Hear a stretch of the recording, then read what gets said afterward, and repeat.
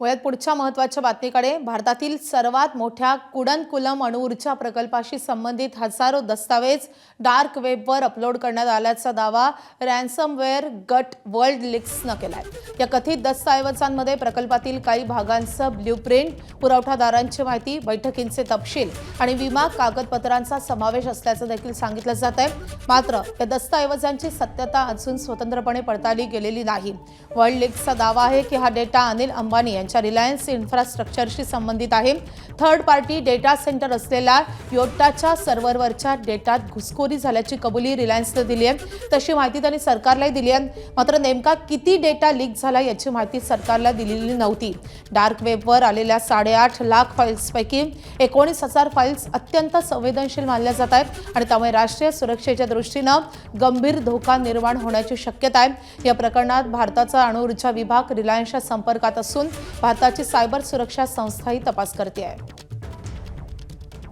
सोमेश कोलगे आपले प्रतिनिधी आपल्या सोबत आहे। सोमेश, अत्यंत धक्कादायक अशी बातमी आहे, नेमकं काय घडलेलं आहे, कशा रीतीने हा डेटा चोरला गेलाय?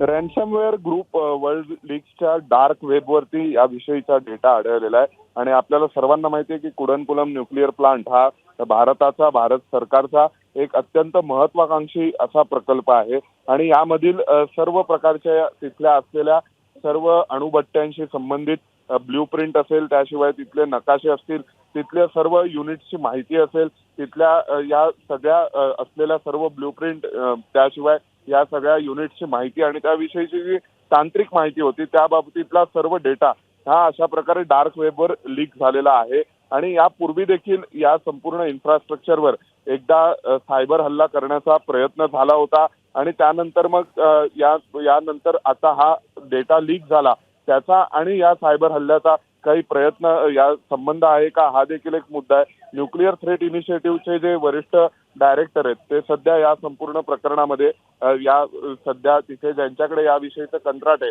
त्यांच्या सोबत संपर्कात आहेत आणि नेमका डेटा कशा प्रकारे लीक झाला याविषयीची माहिती देखील घेतली जाते। सोमेश, धन्यवाद या सगळ्या सविस्तर माहितीसाठी।